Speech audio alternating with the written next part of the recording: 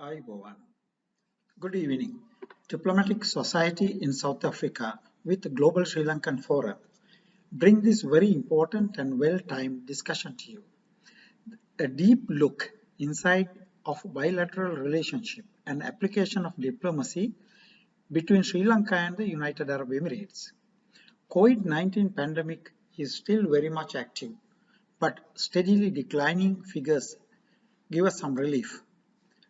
We as individuals, business enterprises, nations, and the whole world need to rise back on feet despite all adversities experienced by the mankind in the known history.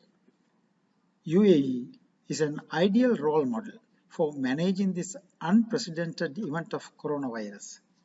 Being a true friend of Sri Lanka and a strategic trade partner, diplomatic relationship plays a key role to create situations for mutual benefits.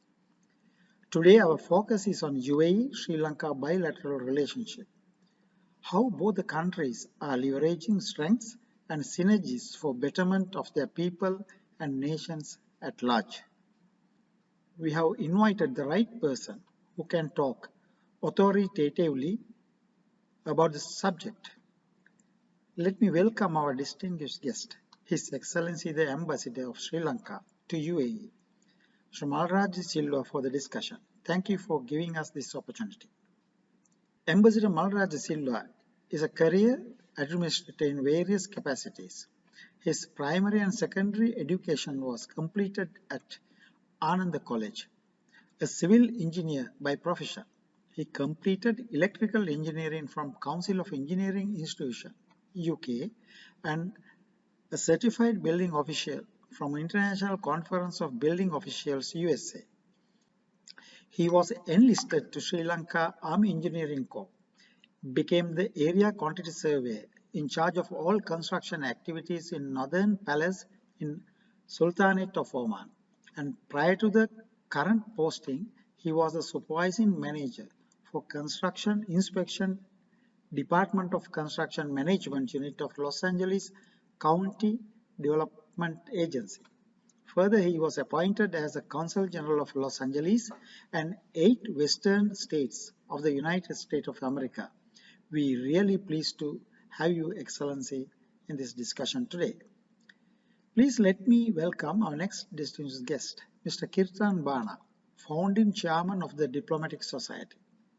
The Diplomatic Society is founded and based in Pretoria, in the capital city that arguably hosts one of the highest concentrations of diplomatic representations in the world today.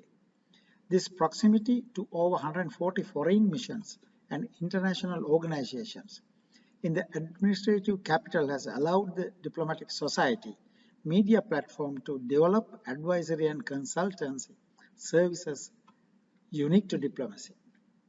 Thank you for facilitating our discussion on such a prestigious platform. Please let me introduce Dr. Shrimal Fernando, the advisor, global editor of Diplomatic Society for South Africa in partnership with Diplomatic World Institute in Brussels. Dr. Shrimal Fernando received his PhD in the area of international affairs. He was the recipient of the prestigious O.P. Jindal Doctoral Fellowship and SAU Scholarship under the SAARC umbrella.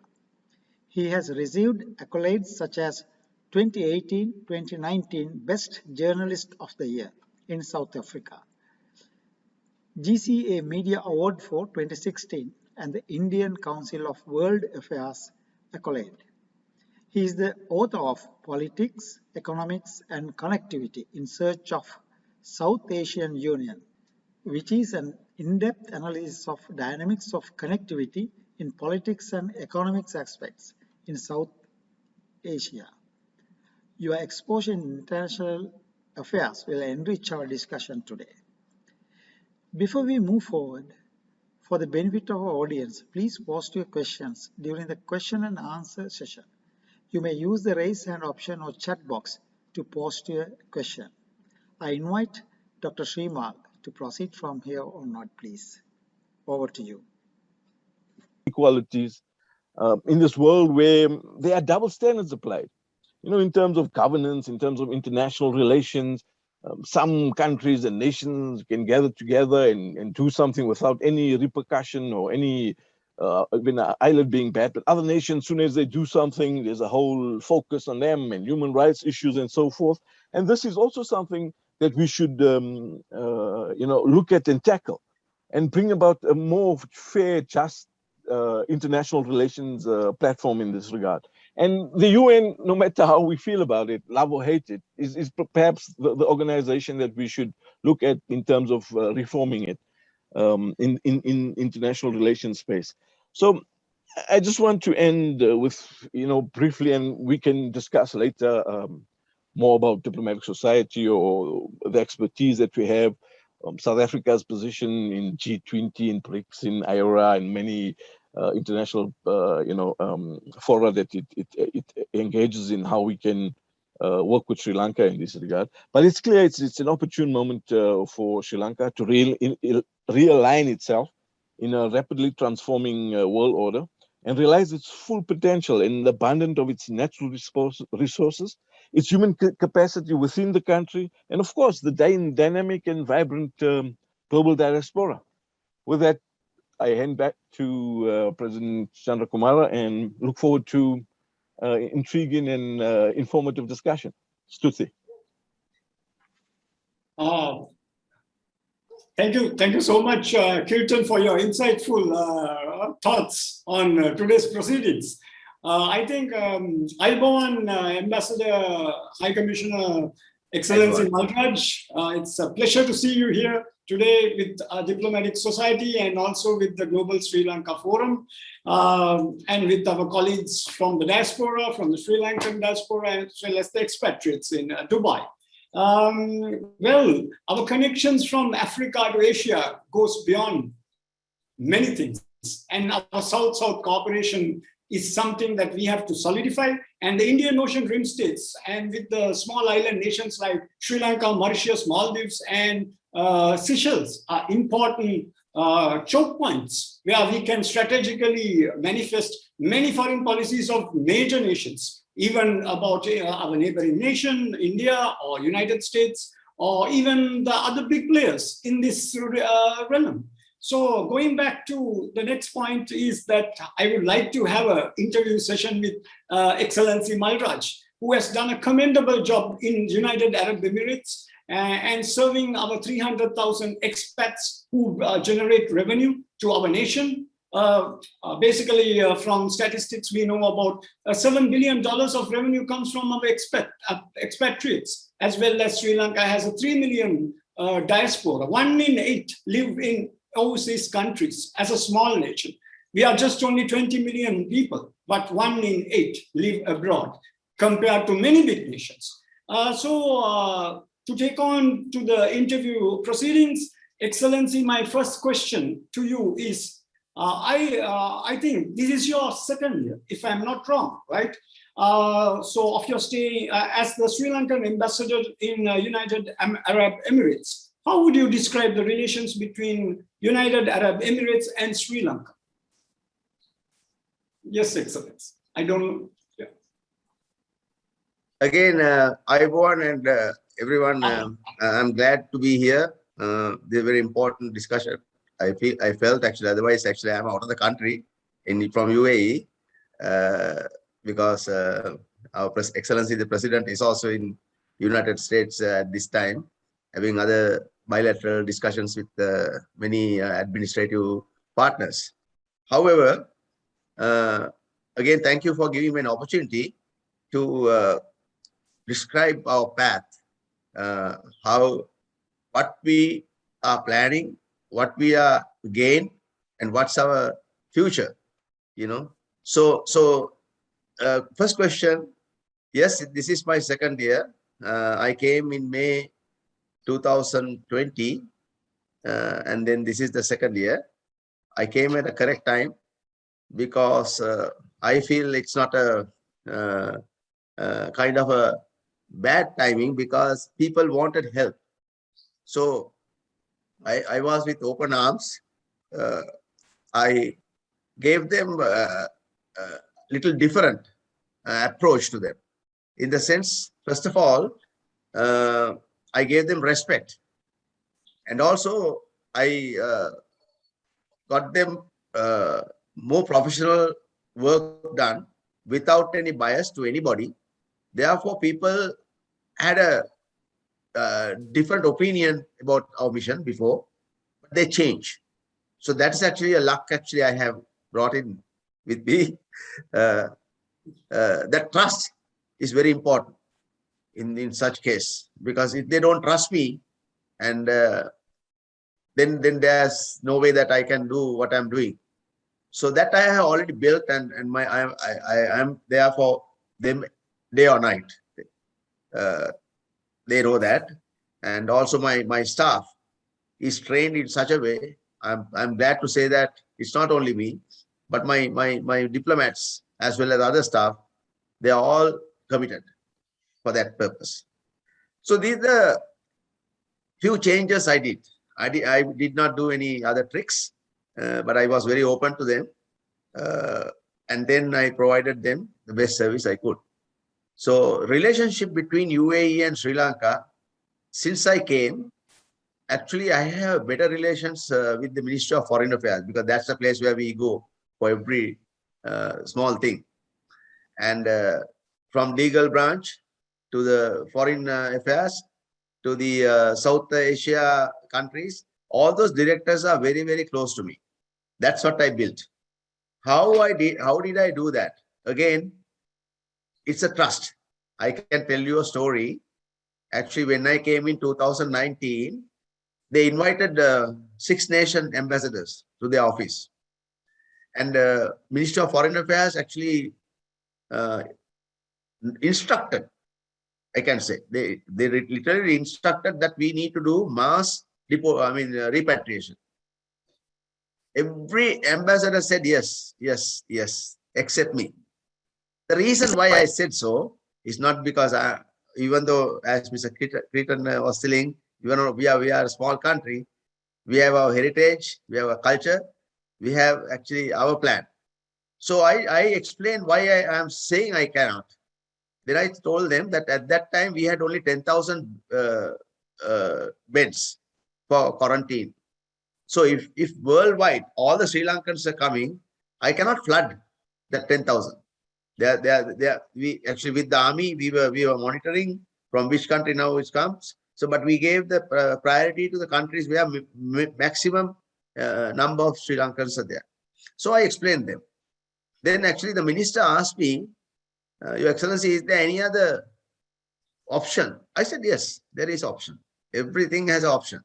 So option is, I said, if you can provide me 14 days quarantine in UAE, you take a PCR at the beginning, you finish that 14 days, you do a PCR, I will do mass repatriation. Then they said, oh, that's a wonderful idea. And yeah, let us discuss about it. That's in the morning.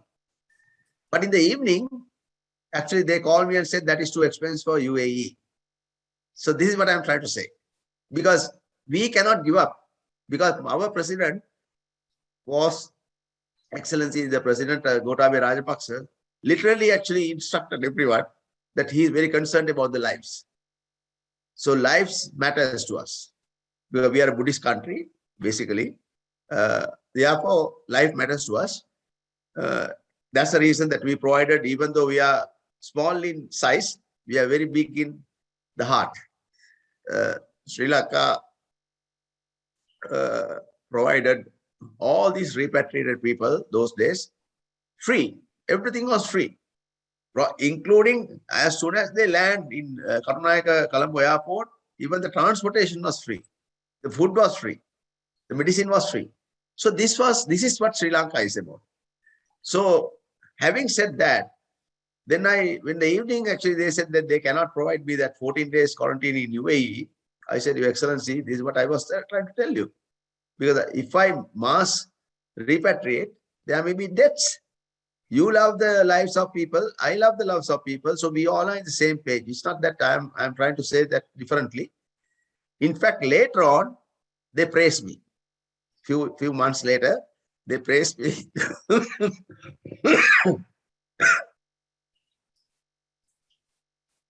They said, you are the only one who stood that when we were pushing you to the wall, you are the only one who could actually take that heat. I said, I didn't take any heat. I told the truth. So this is how I built with the Ministry of Foreign Affairs, the relationship. And they knew that what I say, I mean it. And when they needed some assistance from Sri Lanka, I provided that. So this is a bilateral way. It is give and take policy. But ultimately, only for Sri Lanka, I can say I'm very proud of that. Ministry of Foreign Affairs provided free PCR at that time. I'm talking about 2019 May through October. They provided that time PCR was costing about 600 dirhams. So imagine the number of, amount of money we saved for our own Sri Lankans. So I'm very grateful to United Arab Emirates, the rulers as well as the officials. They are very, very honest. They are very good people. Only thing you need to know that you have to be in the same wavelength with them. If you tell lies, you are done with it, because you cannot lie to those people, because they know actually better than sometimes our own people what they talk about, because they do the research, you know. So therefore, that relationship is actually great with UAE and Sri Lanka. That's the very reason that we are making progress in many ways. Thank you, Mr. Srimal. Yeah.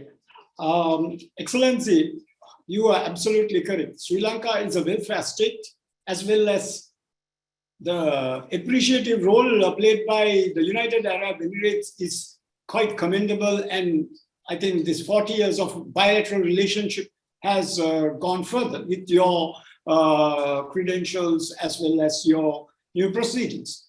So my next question to you, Ambassador, you're there? Yes. My next question to you is, as a Sri Lankan ambassador in United Arab Emirates, what is your opinion about United Arab Emirates and about other West Asian countries? Yes. May I pose your thoughts on this, Excellency? I think your mic is muted, His Excellency. Excellency, We are a nation. Okay. We are a nation, actually a non-aligned nation. We are not into any power block. Therefore, it is very important. Now, Mr. Keaton was talking about IORA. I think the president is planning to be there for that in December. And also we are very concerned about the Indian Ocean Rim Agency. Okay, so that's very important. Having said that, the importance is again that dialogue between countries. So if there's no dialogue, people actually tend to take decisions or which are wrong decisions against a country. So when you have a dialogue and you tell them that why we do certain things, ways we do, they do understand. So what I did, first thing I did is actually not the Western power bloc, but I did actually go to all Asian, especially the countries where Buddhism is. So I started from Thailand, Japan, Vietnam, China. Likewise, I went over to each and every ambassador with the best Sri Lanka Ceylon tea. So they were very happy about that too. And however, that discussions actually connected me, including Philippines. You know, even though a little far, they are a very important country. If you take the geopolitics, it's very important. So I selected certain countries that whom I need to discuss at the first instance. So therefore, all the West Asian countries actually are very good relationship with Sri Lanka. They actually we share our thoughts as well as our practices with regard to especially on COVID, because our Excellency the President has taken very bold decisions to eradicate that. He's the leader, I can say, who gave us peace after 30 years of war. So he knows what he plans everything. He's just not doing things that, people think. He plans things, and that actually works now. Everybody can see the death rates have come down from 200 plus to now 60s. It will come down further. And according to the president, he is planning to finish all the 100% of 30 plus people by October 15th, and November 15th by 12 plus children up to 30. So this is our plan. So we know even the Western countries over here in US, there are a lot of people who are refusing to have vaccination. But fortunately, Sri Lankans, they finally decided, okay, we should have this vaccination. That's the only way out of this pandemic. So those are the things that I share with, because this COVID actually brought everybody together, in my opinion, because everybody knew, regardless how powerful you are nothing in front of this pandemic. You're nothing. That's made proven. Therefore, they love to hear what we do, because it's much easier than doing experiments. It's much easier to go ahead and do some other countries are doing. So the same thing now, India is actually doing the same. They learn from us. And then now Vietnam is actually going to do that. And even in the United States, they have taken the guards, that is they are not the paramilitary, to vaccinate program. So when people were always saying that we are militarizing, we are not militarizing anything. We are using our resources, what we have, and those are professional resources. It's not that they have been a soldier with a gun is going to give a vaccination. Those soldiers who are doing that are well knowledgeable how to administer vaccination. I'm sorry, I have this bad cough.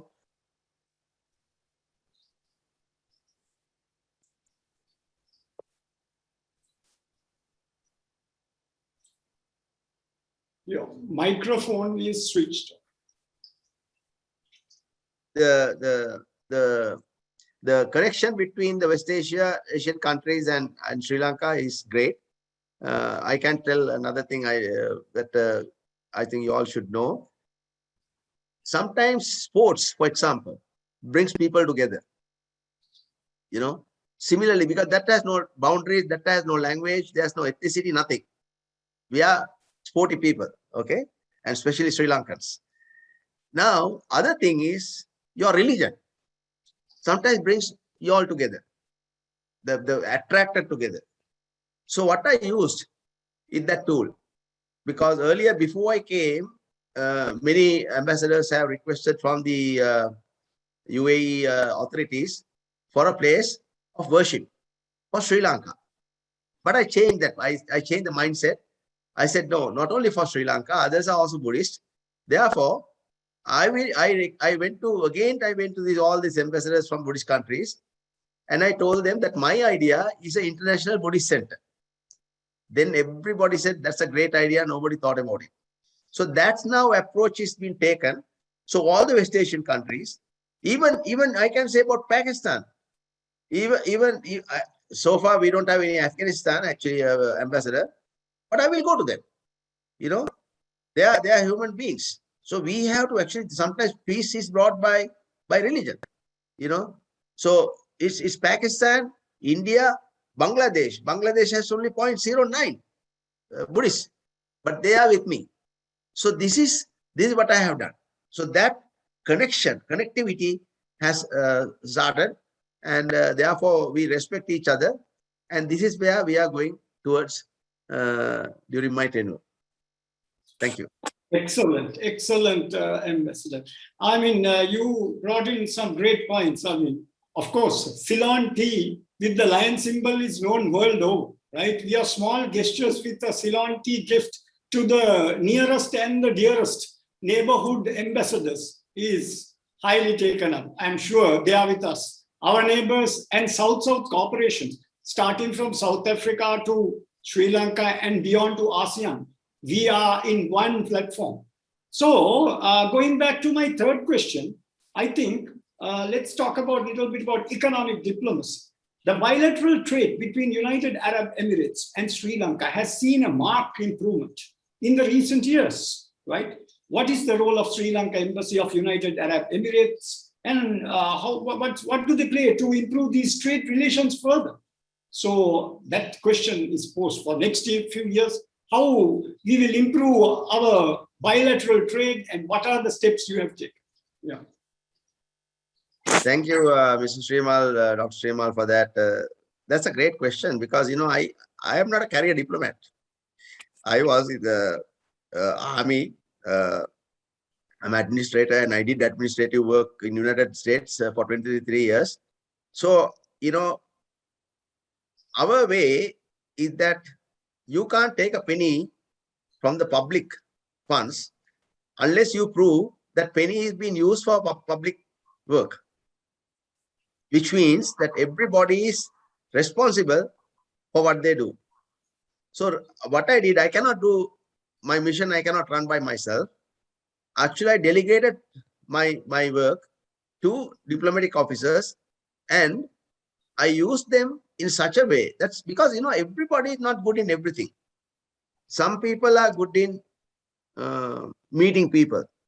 Some are good in trade. So I selected out of my diplomats, because I have only 2 diplomats. By the way, to piggyback what I said, I did not want to, I'm not going to use the word firing. I did not fire, but I saw they are redundant. They are redundant workforce because I saw that the people who were visiting our mission declined. And I have told my staff that they are not wearing one hat. So therefore, for example, if a consular section is filled up with people on a Friday, I have an attaché who has experience in consular work. So right away, I put him into that particular room and I tell, okay, clean up, because I don't want people to hang around for a long time. So this is what I have done. So with a small number of people, you increase the productivity. I think that's what I have done. Therefore, I'm very proud to say my diplomats, actually, I have to give that hats off to them. They saved over 600,000 dirhams last year of public funds. That is 2020. And we hope to continue that, because there are card positions which are available for my mission, but I'm not filling up. So this is actually one way of trade. Now example for you, what you say is foreign exchange. Trade is foreign exchange in bottom line. Now, regardless whether it is been earned from a Sri Lankan expatriate or you save what Sri Lanka is spending on me, if I can save that, that is another way that I'm increasing the foreign exchange. So I was thinking widely, what are the ways that I can do? Then, of course, the trade.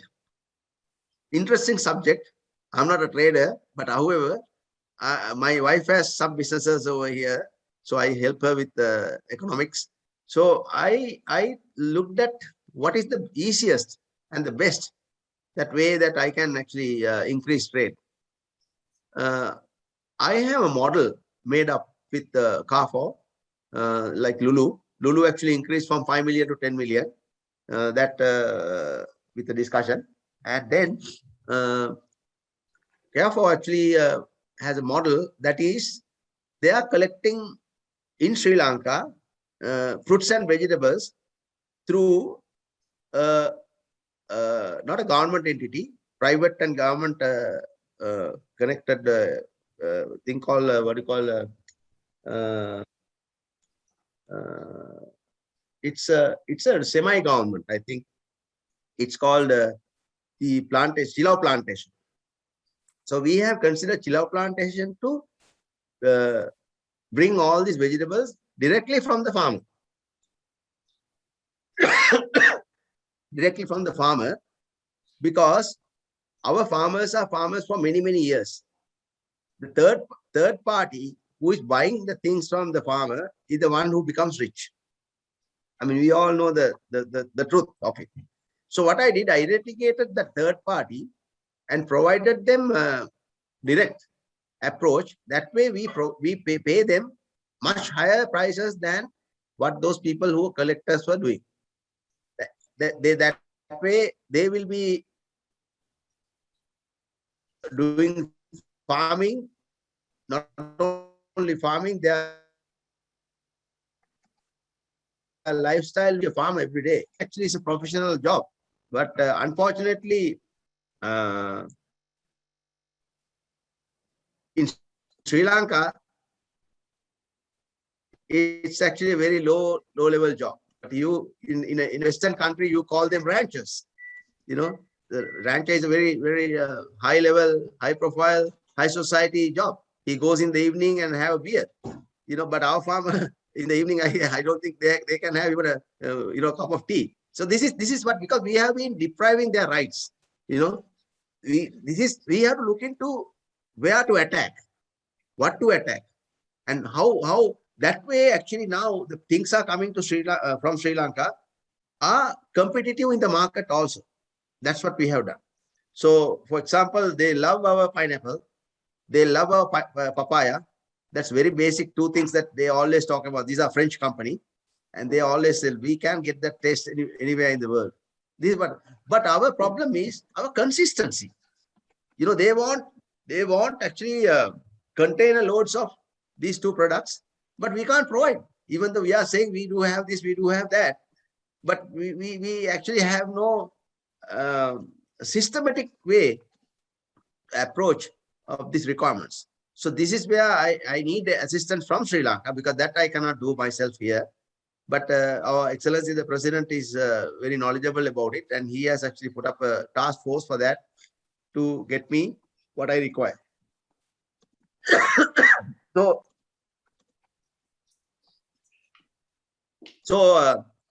bottom line is actually by doing so, our trade deficit I reduced by another way. That is, we buy oil, and with the assistance of, again, UAE government representatives as well as the royal family, I got a deal. Actually, it's being done right now while we are talking. I think it's going to happen maybe first week of October. Maybe the Sheikh will visit Sri Lanka. They have given $2 less the prime price of a barrel. That's a big deal for us. Plus, they are giving 180 days credit facilities for Sri Lanka.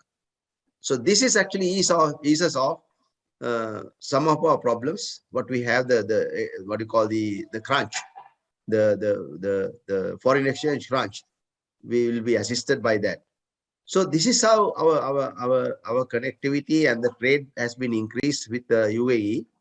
UAE actually has been a trade partner. If you take the history, I mean, they have been going for our spices many years ago. You know, many years ago to Hambantota. You know, so these two countries are well connected. So I'm glad that I have increased that trade. Plus, actually, I have a economic calendar. We have a, for our mission, we have economic calendar. Economic calendar is not only trade, not only bilateral, other political things, but even increasing the education, harmonizing the education. Because when I was repatriating, I can tell you a story. I was repatriating a young boy, and he had this thick, I'm not exaggerating, this thick, a binder. I said, what is this? Sir, my certificates. Then I said, what is your expertise? He said, I am a welder. I said, why, if you are a welder, why you are going? You know? He said, sir, the thing is, I am the one who does all this work. These are very sensitive welding, like mirror welding and all those stuff. But only problem is, sir, my qualifications, they don't consider. Therefore, there's a Filipino guy on top of me, and he's the guy who is making the money, but I am being given peanuts. So therefore, I'm going back to my country. This is what he told me. So now simultaneously, because economic partnership is actually in many ways you can dig into. So now currently actually I am working with Said Al Nahyan Foundation, and I requested actually them to create a technical school for oil industry, because we have many unused manpower who are driving trishaws these days. I think that's a craziest ever thing that we have done, because that manpower we can utilize for the benefit of the any part of the world, so that countries will be actually benefited. So these are few things that we have done from our mission. Still we are working on some, but we are very close to some others. So this is our plan. Thank you. Excellency, you're a change maker, and what I see is leadership. After you have become the ambassador in United Arab Emirates, your change-making process and your leadership is bringing out certain reforms that can benefit our nation and the end.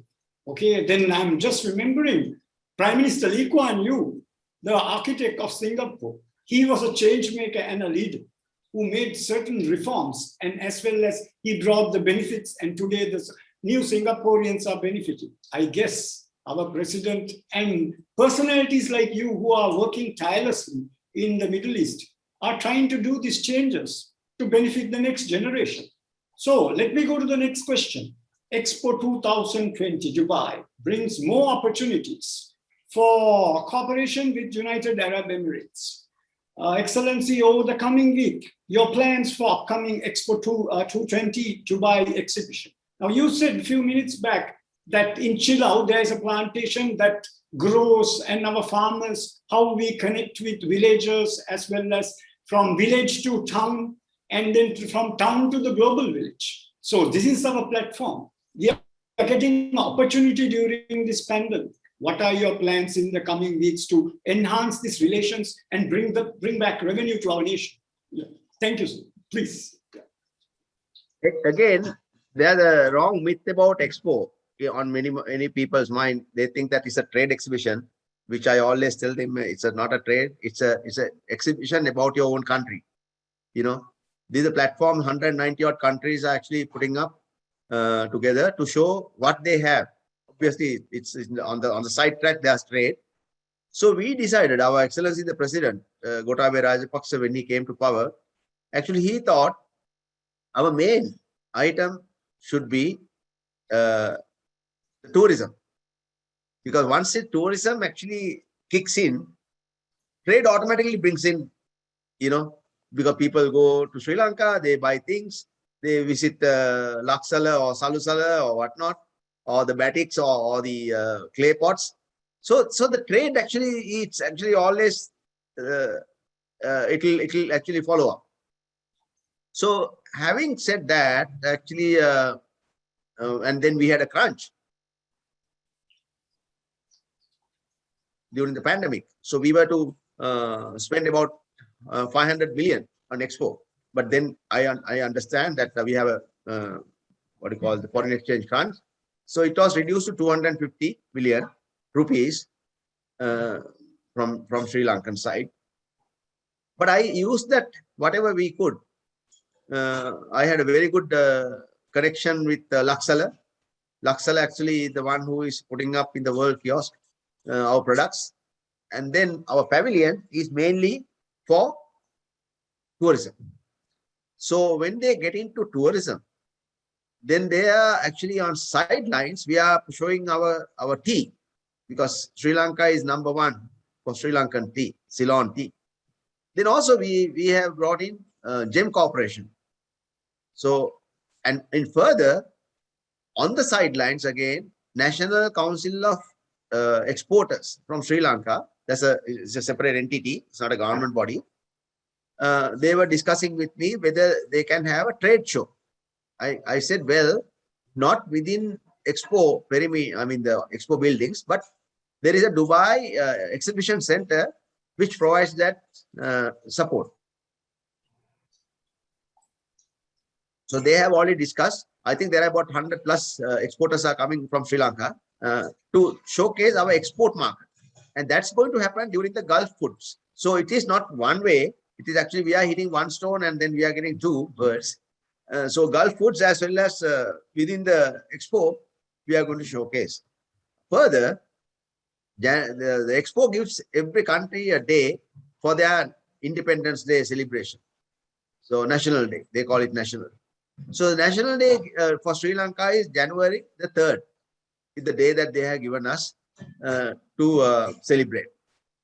I requested our Excellency, the Prime Minister, Mr. Mahinda Rajapaksa, to visit, and he obliged, and he said that I will come for that occasion. So when he comes, it's a high-level delegation, and I will not just use that for our National Day celebrations. Actually, I am planning, because there are certain MOUs hanging with the mission for last 8 years. Security cooperation, education, consular services. So likewise, there are some being, prolonged and for a long time, and even including the investment protection and program, that plan, IPP. Without those, investors are not going to go to Sri Lanka. So we have to remove those barricades and then put up our effort to bring direct investments to Sri Lanka. Again, I would like to, I just forgot one item, that is a Ceylon tea.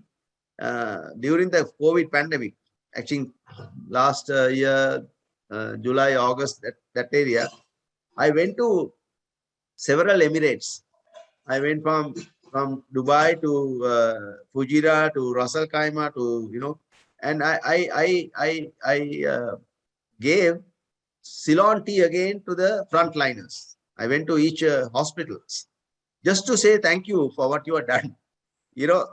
None of the other countries have done that, and they were very happy that actually Sri Lanka, we are, as I said, small in size, very big in heart. So therefore, we showed that our appreciation for those people.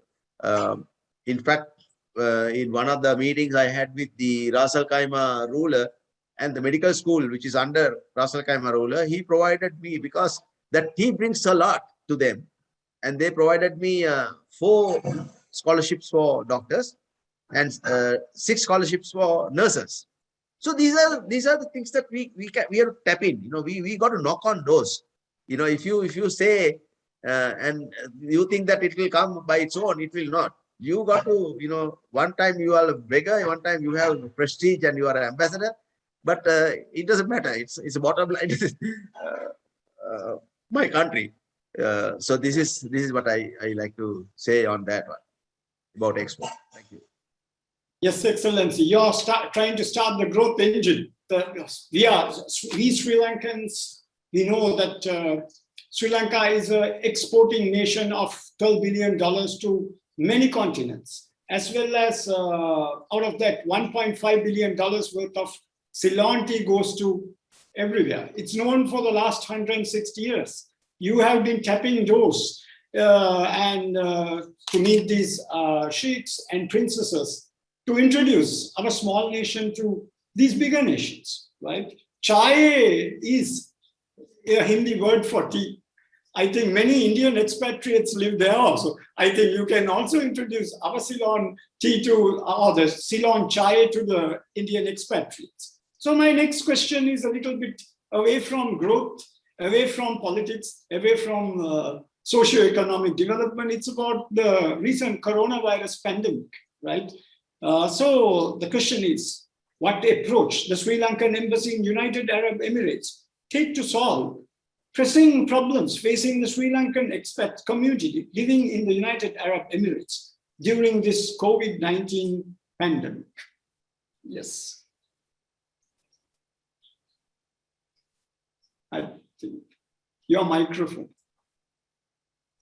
Again, I had to go back to my drawing board and tell you that out of 21 staff, I have reduced that to 13. That's the first thing I did. Having said that, that means that I cannot do by this couple of hands or other people. I need assistance from the community. So what I have done, I started a new program. I'm meeting up the past pupils of schools in UAE, because there are, I think, 112 schools. So I met actually the first 2 batches. What I tell them is that I need your assistance, because you are you are within the community. You are the people who know our people, because I cannot be everywhere, or neither my staff. So you all come to know that a Sri Lankan needs any assistance. By the way, it's not only Sri Lankan, because Sri Lankan are married to other nationals. In fact, we help them too. There are Indians who are married to Sri Lankans. There are Filipinas married to Sri Lankans.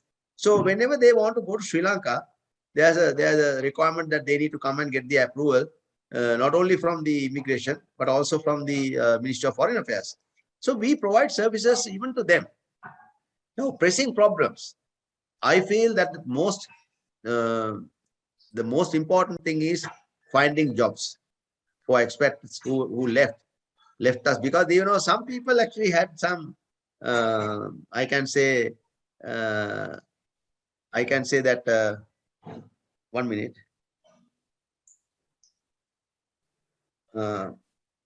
What I can say is that important decisions they made. Some did not take important decisions. They just carried away. Oh, everybody is going, I'm also going. So that kind of people are now stuck in Sri Lanka. Now they are asking us help. Can you get me a job? So we have started. Actually, I have 2 labor officers. We have started. We are going to start a website. On our website, the jobs available, so they can apply for those. And also through Sri Lanka Professional Association and umbrella.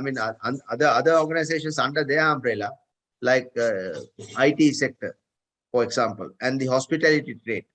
And those people also actually helping me, because whenever we get a notification that we have jobs, we send it to these associations, and they do actually connect with our Sri Lankans. So this is what I urge. This is a very good forum. I think Mr. Sunil Chandrakumar was first person, I think one of the first people to come and talk to me when I came here. You all are the people actually ambassadors, not me, not myself.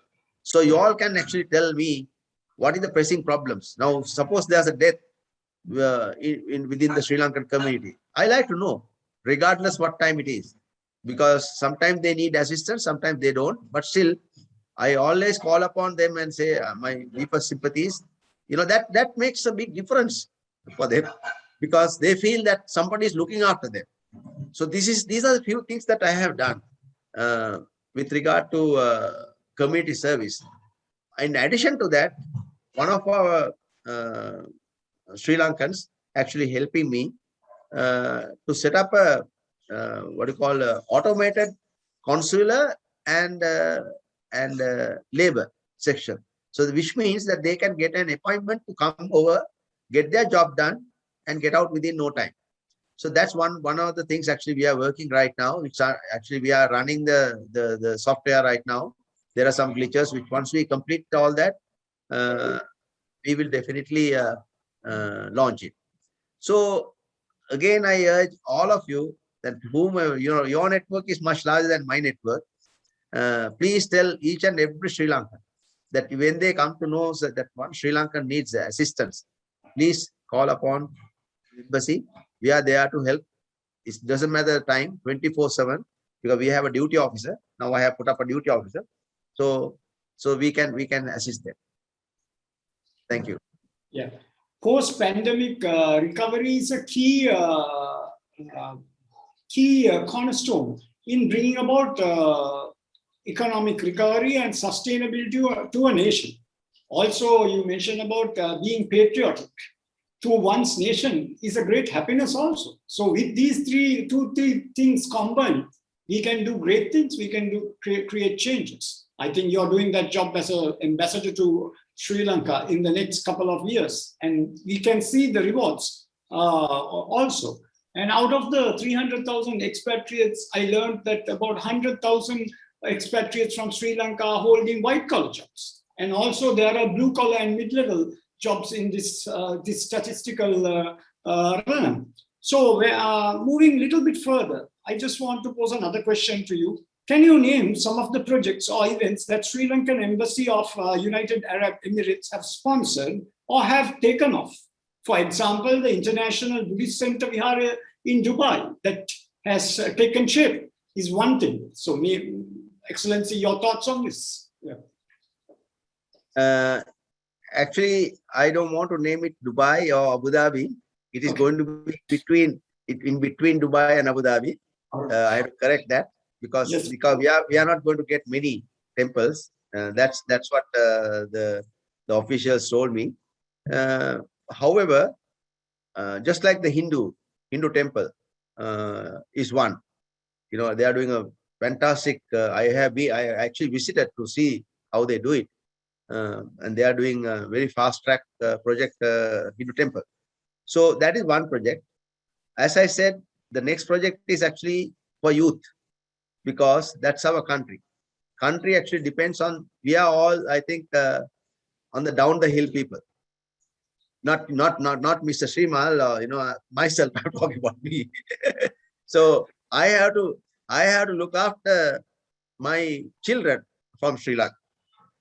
That is, if I can provide them not white collar, not blue collar, but in between, because that matters education also, because we cannot do one without the other. So without increasing the universities, I have to look for some other way. So that is technical school is the easiest way to do it. And I'm working with Dr. Sita Arambepola. She is the vocational training state minister.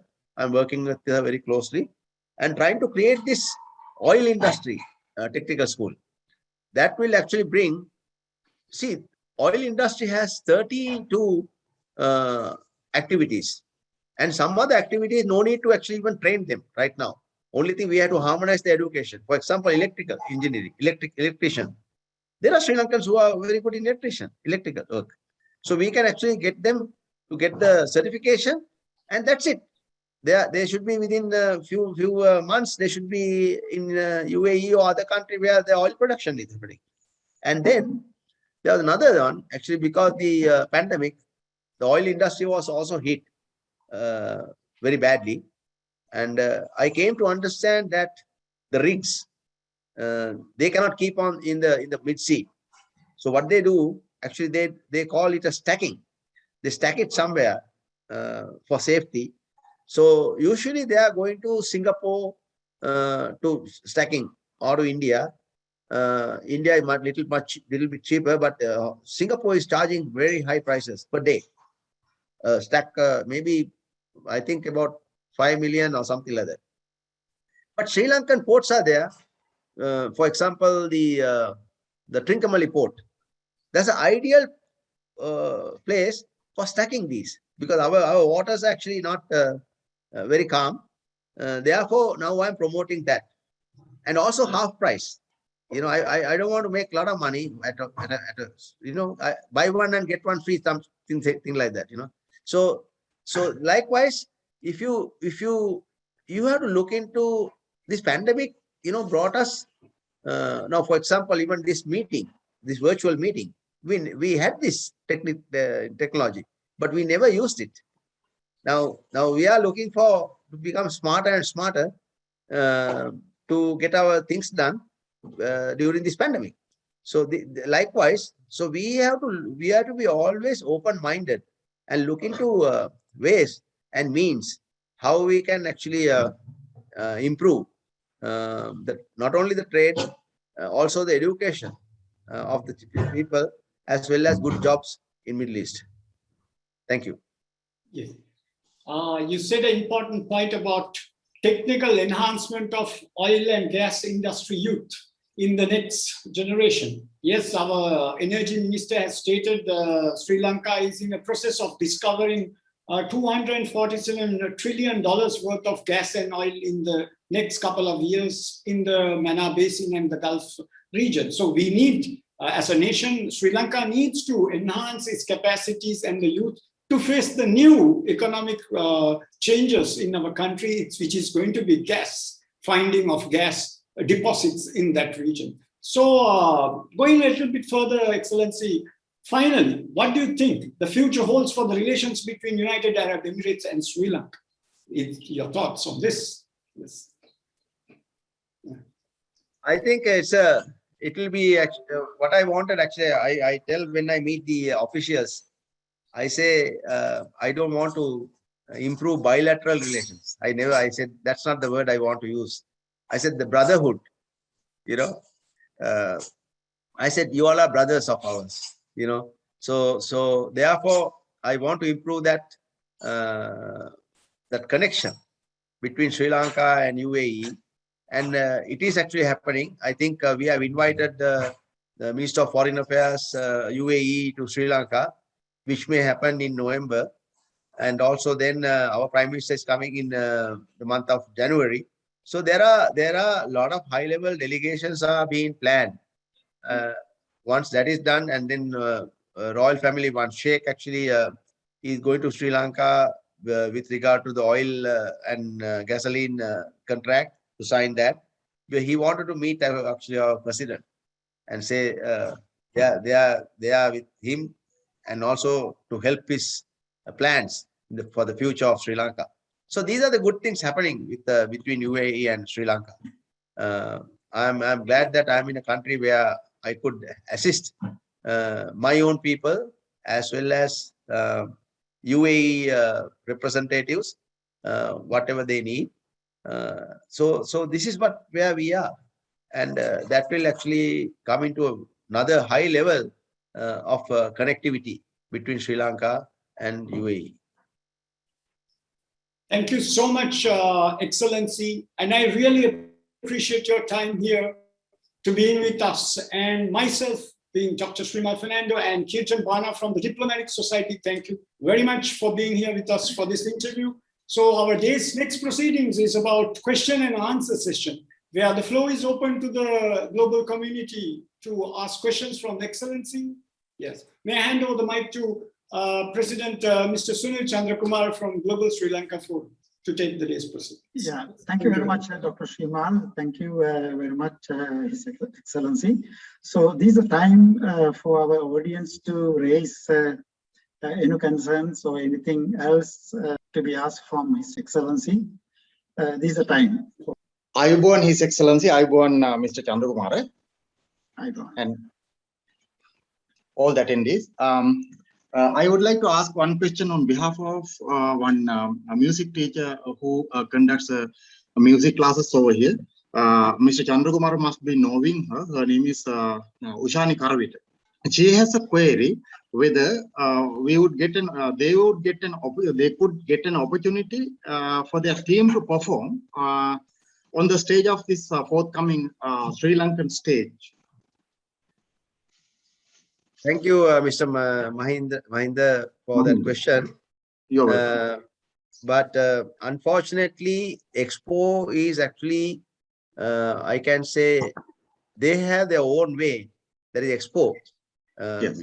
UAE has certain methods. They give us, these are things that you can do, these are things you can't do. And there is actually no place even to sell anything, because this is not, as I said, this is not a trade exhibition. Yes. Therefore, we have to notify long time ago that what we are planning to do for the 3rd of January event. And that is actually there. Therefore, we have given them, and also we have to take approvals for that teams. So now at this moment, I am not sure whether we can do anything for that Ms. Ushani, but we are going to have a troop coming, I think, with 12 people from Sri Lanka. They are coming for that event.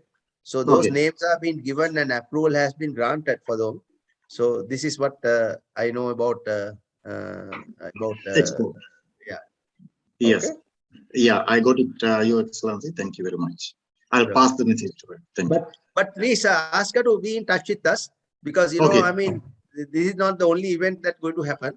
Definitely we can use our talent within UAE when Yeah, we have sure. next time, next occasion, that whatever we have, we can we can use them. So I Yeah, like by the way, I love to see all the children, that how they perform. That's great. Actually, you all are doing a marvelous job by keeping our culture, you know, yeah, and definitely. heritage. Yeah, So thank you yeah. for that.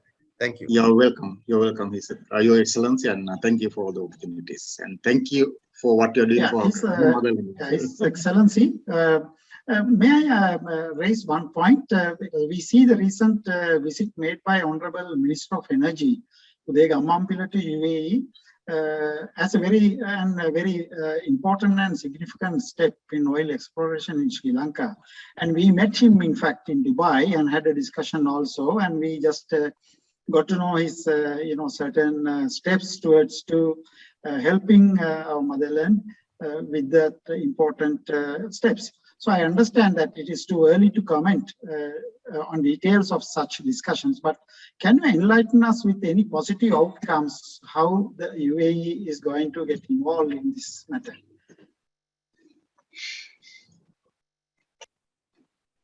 There was actually a very positive outcomes came in within his visit. That's one of the things that I was telling you about.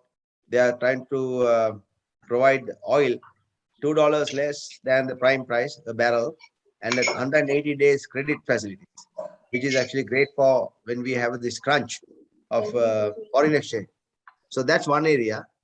Then also within that purchasing agreement, we requested them to include a research wing in Sri Lanka from ADNOC. So because that is important in the downstream when we start this exploration, it's a necessity. So that is being considered by them, by the UAE authorities. So our outcome was perfect. I mean, there's more to be done. Not only Mr. Gammampila, actually there's a Director General of Petroleum Research and Development also came, PRDS. So he's a very well educated person. I'm glad that we have a few intellectuals that at least now who can talk about the subject matter, you know. So even oil exploration is new to me, as well as even the technical school was new to me. I sat on a webinar. That's how it opened my eyes. And then stacking. And then also we have requested Colombo Dockyard Limited to get the pre-qualification from ADNOC, which means that we can do much lesser price repairs to ships and shipbuilding. So those are the not only it's a wide area of activities in that range we have discussed, and it was a quite good discussion. And in fact, he has gone to Iran after visiting UAE. I'm not aware what happened over there, but in UAE actually it was very fruitful, and already I have seen that letters are being going up and down with regard to that same matter. And thank you all. Thank you all for your time. In fact, Mr. Sunil Chandrakumar made me to wake up early morning. It's okay, Mr. Sunil. That's fine. I mean, now my day is longer than usual. However, I'll be coming back very soon. So anybody has any other questions, please do so to contact me or my mission. We are there to clear your doubts. But again, to recap my request, please let us know anything happens within our community, because we are there to help them. So that is the attitude that we have, and that way the people of Sri Lanka will consider that embassy is a place for them to go to any problem. So these are the few things, and I like to actually close my discussion with a very good incident happened during repatriation. Our Excellency the President Gotabaya Rajapaksa was, when he was contesting, he had a plan. The plan is that he said that, Maharaj, we should actually stop bringing this blue collar nannies and housemaids and stuff like that, because that ruins our name. So even I came with that attitude or that vision. But one day there was a lady, two ladies came to me, and in fact I used to speak to each and everyone before they have been repatriated, each and everyone. My dosa, I kept it open, so anybody can walk in. Then we discussed. So this lady came and then I asked, why are you going? Then she said, I have been here for last 20 years, sir. I'm enough now. I want to go back home. I said, but still, when you go back home, there's may not be jobs. So why don't you think about it, stay for another few years and then go? She said, no, my kids are now, they need me and stuff like that. So there was another lady actually on this side. And when I looked at her, I could see a difference from her, the dress as well as her appearance. So I asked, what is your job? Then she said, I'm also a housemaid, sir. I said, but may I ask you that looks like you are from a good family. Why did you do this kind of, job? Why did you select? She opened up. She started crying first. She opened up and she said, sir, I am a lady. For last 10 years, my husband used to come and physically abuse me every night after drinks. Okay. And then it came to a certain level. I thought, okay, I should commit suicide or I should leave. So because of this, she has 2 children. Because of the 2 children, she decided not to commit suicide, but to get out of that place. So she's here. She said, now I am actually, nobody touches me. Nobody harasses me. Friday is an off day for me. She's in Abu Dhabi. I get a biryani from Sri Lankan restaurant. And once in a while, actually, I take a shot of brandy. This is exactly what she said. So we all have to understand each and every case is different. You cannot put everybody into the same basket. So I explained that to our Excellency the President. He said, we didn't know all these things until you spoke to them, So these are the things that what I'm trying to say. Individuals' requirements are different. We should not actually put them into a box and say, oh, they are housemates. No, they are doing a professional job. Honestly, even though the payments are less, but we have to appreciate actually what they do, because sometimes they are more ambassadors. Believe me, there are Emiratis who came to me and they want to bring their nanny. Now children are grown ups. The children want to bring her and then give her a vacation. So these are ambassadorial work they have done. So it is not only the mission can do, even anybody, that how you talk, how you discuss things, how you wear, that all brings to this plate. So thank you very much again for my time. And also I wish you all your best. And I'll hope to see you all next week.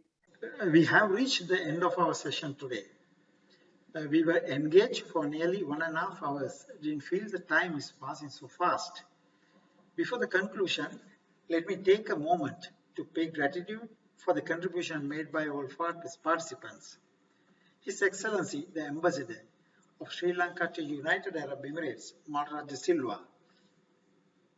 Complete period of your time in UAE was a struggle with COVID-19 pandemic. With all negativities and unpredictable situations, you could help fellow Sri Lankans to the best ability of your capacity. You were elaborating it vividly in your description. It will be remembered by all in time to come. Thank you for allocating your precious time today and wish you the strength to continue serving Sri Lanka during the rest of your tenure. Thank you, the founding chairman of the Diplomatic Society, Mr. Kirtan Bhana, for facilitating us to launch this discussion, and appreciate the same in future to explore many areas where we can bring prosperity to all. Dr. Srimal Fernando, an academic, a patriot who believed the strength in teamwork. Thank you very much for the role played for the success of the discussion today. Thank you very much the participation of the audience in this discussion. As a special gesture of gratitude, let me mention Dr. Sunil Jayasinghe from Los Angeles and Professor Nandan Vijayasinghe from University of Peradeniya stayed with us from the beginning. The audience who connected through social media also should be remembered for the participation. The Director Board of the Global Sri Lankan Forum and all the members from its inception in 2015 were the strength for all patriotic activities carried out. Especially outside Sri Lanka, refuting negative and false propaganda that damage the good image of our motherland.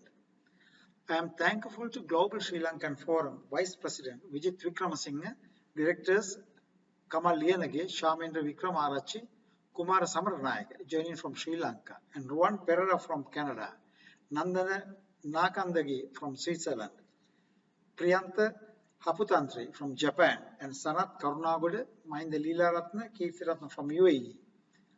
Finally, my humble request to all is to get together to help countries to eliminate extremism. Sri Lanka has achieved that goal and needs assistance to emerge from unjustified human rights allegations.